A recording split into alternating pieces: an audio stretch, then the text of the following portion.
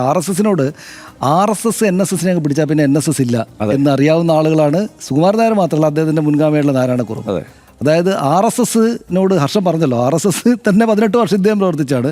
RSSനോട് ഐഡിയോളജിക്കലായിട്ട് എന്തെങ്കിലും എതിർപ്പുള്ള ആളുകളല്ല ഒരുപക്ഷെ അദ്ദേഹവും അദ്ദേഹത്തെ പോലെ ഒരുപാട് NSS അംഗങ്ങളും. പക്ഷേ എന്താ പ്രശ്നം എന്ന് വെച്ചാൽ RSS വന്നിട്ട് RSSനെ പോലൊരു വലിയ സംവിധാനം ഇപ്പോൾ ആണെങ്കിൽ സകലമാന കരുത്തുള്ള സംവിധാനം വന്നിട്ട് ഈ NSSൻ്റെ മുകളിലേക്ക് അവരുടെ കണ്ണെടുത്ത് വെച്ചാൽ പിന്നെ NSS ഇല്ല.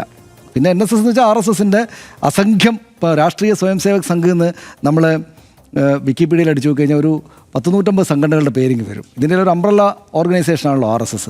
അപ്പോൾ അതിലൊന്നായിട്ട് NSS ചുരുങ്ങും. പക്ഷേ എല്ലാ കാലത്തും NSSൻ്റെ വ്യതിരിക്തത, അതിൻ്റെ ഒറ്റക്കുള്ള കരുത്ത് ഈ നേതാക്കൾ എടുത്തു വെച്ചിട്ടുണ്ട്, എപ്പോഴും പിടിച്ചിട്ടുണ്ട്. അതിനകത്തേക്ക് കടന്നു കയറാൻ ആരെയും സമ്മതിച്ചിട്ടില്ല. RSSനെ പ്രത്യേകിച്ചും ഇപ്പോൾ കമ്മ്യൂണിസ്റ്റുകാരോ കോൺഗ്രസ്സുകാരോ വന്നാൽ ഇവർക്ക് പ്രത്യേകിച്ച് തട്ടുകടൊന്നും പറ്റാനില്ല. സമദൂരമൊക്കെ ആയിട്ട് അങ്ങനെ അവർ അവിടെ നിൽക്കേണ്ടടുത്ത് തോന്നുന്നു. കമ്മ്യൂണിസ്റ്റുകാരൊന്ന് വല്ലാതെ അങ്ങോട്ട് വരാൻ പോകുന്നില്ല. കോൺഗ്രസ്സുകാർ ഇങ്ങോട്ട് വന്നാൽ തന്നെ നമ്മുടെ കാര്യങ്ങൾക്കനുസരിച്ച് നടക്കും. പക്ഷേ RSSകാർ ഇനി അങ്ങനെ അടുപ്പിച്ചുകൂടാ എന്നൊരു തോന്നൽ രാഷ്ട്രീയമായിട്ട് ഇവരുടെ ഉള്ളിലെല്ലാം ഉണ്ട് എന്നുള്ളൊരു വസ്തുത തന്നെയാണ്. പക്ഷേ ഇപ്പോൾ രണ്ട് കാര്യങ്ങളാണ്. ഒന്ന്, നായയെ കൊണ്ടൊന്ന് കയറ്റാൻ പറ്റില്ല, അതുകൊണ്ടാണ് മറ്റേ അദ്ദേഹത്തെ തടയേണ്ടത്, അദ്ദേഹത്തിൻ്റെ അനുവാദം നിഷേധിക്കേണ്ടതായിട്ട് വന്ന CP രാധാകൃഷ്ണൻ ഉപരാഷ്ട്രപതിക്ക്. സുരേഷ് ഗോപിയാണെങ്കിൽ ബജറ്റ് സമ്മേളനത്തിൽ കയറി എന്നാണ് പറഞ്ഞത്. അപ്പോൾ അത് പണ്ടാരോ പാർലമെൻറ്റിൽ പോയിട്ട് ലോക്സഭയിൽ കയറുന്നതിന് പറഞ്ഞ് രാജ്യസഭയിൽ കയറിയ കഥയില്ല. അതുപോലെ അദ്ദേഹത്തിന് പ്രവേശനമില്ലാത്തവരിടത്തേക്ക് സുരേഷ് ഗോപി വന്നുകൊണ്ടാണ് തടഞ്ഞതെന്നാണ് അദ്ദേഹം പറയുന്നത്. നമുക്കറിയില്ല, പറഞ്ഞത് കേട്ടതേ ഉള്ളൂ. പക്ഷേ സുരേഷ് ഗോപിക്ക് വലിയ അപമാനമായിപ്പോയി. അത് പിന്നെ ഒരു തരത്തിൽ ഇൻസൾട്ട് ചെയ്യുന്ന വിധത്തിലാണ് പുറത്തേക്ക് വിട്ടത്. പിന്നെ ഈ പറയുന്ന പോലെ ഇതിനകത്തൊക്കെ ഒരു രസമുള്ളത് കൊണ്ട് പൊതുസമൂഹം അങ്ങനെ നിൽക്കുകയാണ്. പിന്നെ അങ്ങനെ അതങ്ങ് പോയതാണ്. അതിൻ്റെ ചുരുക്ക് വെച്ചിട്ടാണ് ഇപ്പോൾ സുരേഷ് ഗോപി ഏതായാലും RSSന് തന്നെയും ഉപരാഷ്ട്രപതി തന്നെ ഇങ്ങനെ പറയുന്നുണ്ടല്ലോ എന്നുള്ള മട്ടിലൊരു ധൈര്യം കാണിക്കലാണ് അദ്ദേഹം കണ്ടത്.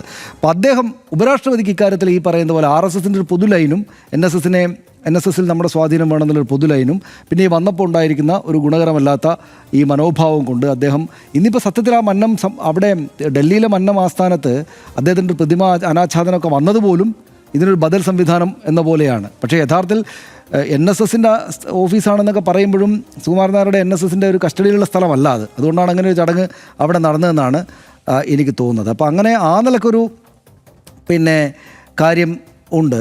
അപ്പോൾ ഇതിങ്ങനെ ഈ എന്താണ് NSSനപ്പം ഇത് പക്ഷേ മറ്റൊരു കാര്യമുള്ളത് എന്താണെന്ന് പറയാം, പെട്ടെന്ന് തന്നെ ഓർമ്മയെന്ന് പോയി. അതായത് ഈ ഉപരാഷ്ട്രപതി പറയുകയാണ് നിങ്ങൾ ആണെല്ലാം എന്ന് വിചാരിക്കരുത് എന്ന് NSSൻ്റെ ജനറൽ സെക്രട്ടറിയോട് പറയുന്നൊരു അഭംഗിയുണ്ട്. കാരണം ഇതിനകത്ത് നിങ്ങൾ ഞങ്ങളോട് ചെയ്തതിന് ഞങ്ങൾ തിരിച്ചു ചില കാര്യങ്ങൾ ചെയ്യും, നിങ്ങൾ ചെയ്യുന്നത് ശരിയല്ല എന്നൊക്കെ പറയാം. പക്ഷേ നിങ്ങളാണെല്ലാം എന്ന തോന്നൽ നിങ്ങൾക്കുണ്ടാകരുതെന്ന് പറയാൻ യഥാർത്ഥത്തിൽ അത് കുറച്ച് ശരിയല്ലാത്തൊരു പറച്ചിലായിപ്പോയി എന്ന തോന്നലാണ് എനിക്ക് കേട്ടപ്പോൾ തോന്നിയത്. നമ്മളിപ്പോൾ ഓരോ സംഘടനക്കും അതിൻ്റെ പ്രസിഡന്റ് സെക്രട്ടറിയൊക്കെ പ്രധാനപ്പെട്ടതല്ലേ. ഇപ്പോൾ CPMൻ്റെ സംസ്ഥാന സെക്രട്ടറിയോട് നിങ്ങളാണെല്ലാം എന്ന് കരുതരുതെന്ന് വിചാരിച്ചാൽ അത് അവർ ആ പൊസിഷനിൽ ഇരിക്കുന്നിടത്തോളം അവരാണല്ലോ അതിൻ്റെ ആള്. RSSൻ്റെ അധ്യക്ഷൻ മോഹൻ ഭഗവതിനോട് നിങ്ങളാണെല്ലാം എന്ന് തോന്നരുത് കേട്ടോ. എന്ന് വെച്ചാൽ RSSൻ്റെ ആസ്ഥാനത്തേക്ക് നാഗ്പൂരിലേക്ക് നമ്മൾ ചെല്ലാൻ പോയപ്പോൾ എന്തോ കാരണത്താൽ അവരുടേതായിട്ടുള്ള ചില കാരണങ്ങളാൽ അവർ നമ്മളെ തടഞ്ഞു. അപ്പോൾ നിങ്ങളാണെല്ലാം എന്ന് കരുതരുത് നമ്മൾ പ്രസംഗിച്ചെന്തുണ്ടാവും, നമ്മളല്ല ഉപരാഷ്ട്രപതിനെ പ്രസംഗിച്ചെന്തുണ്ടാവും, അദ്ദേഹമാണ് അതിൻ്റെ എല്ലാം. മോഹൻ ഭഗവത് RSSൻ്റെ നേതൃരൂപം ഉടൽ രൂപമാർന്നാണ്. കുമാരൻ നായർ തന്നെ അത് തമാശ മട്ടിൽ പറഞ്ഞിട്ടുണ്ട്, നായന്മാരുടെ പോപ്പാണ് ഞാൻ, നായന്മാരുടെ പോപ്പാണ്. അപ്പോൾ അത് അനുവദിച്ചു കൊടുക്കണം. നിങ്ങൾ അവിടെ ഇരുന്നിട്ട് ഈ ചെയ്യുന്ന കാര്യം ശരിയല്ല എന്നല്ലാതെ നിങ്ങളാണ് എല്ലാം എന്ന് പറയാൻ ജനറൽ സെക്രട്ടറി സംഘടനയുടെ എല്ലാമാണ്. അതിപ്പോൾ നമ്മൾ അനുവദിച്ചു കൊടുക്കുക എന്നല്ലാതെ അതൊരു സുഖകരമായ വർത്തമാനമായില്ല. എന്ന് മാത്രമല്ല ഉപരാഷ്ട്രപതി പദവി എന്ന് വെച്ചാൽ രാജ്യത്തെ ഭരണഘടനാദത്തമായിട്ട് ഒന്നാമത്തോ രണ്ടാമത്തോ ഒക്കെ പൊസിഷനല്ലേ. അപ്പോൾ ആ പൊസിഷനിൽ നിന്നിട്ട് നമ്മുടെ പോലുള്ള NSSനെ പോലൊരു സംഘടനയെ അങ്ങനെ വിമർശിക്കേണ്ടിയിരുന്നില്ല എന്നൊരു തോന്നൽ എനിക്ക് ഇപ്പോഴും ഉണ്ട്. പ്രത്യേകിച്ചും അതുപോലൊരു ചടങ്ങിൽ മന്നത്തെ ആദരിക്കുന്ന പോലൊരു ചടങ്ങിൽ വെച്ച് അങ്ങനെ ചെയ്യരുതായിരുന്നു എന്നൊരു തോന്നൽ ഒരു നോക്കുമ്പോൾ എനിക്ക് തോന്നുന്നുണ്ട്.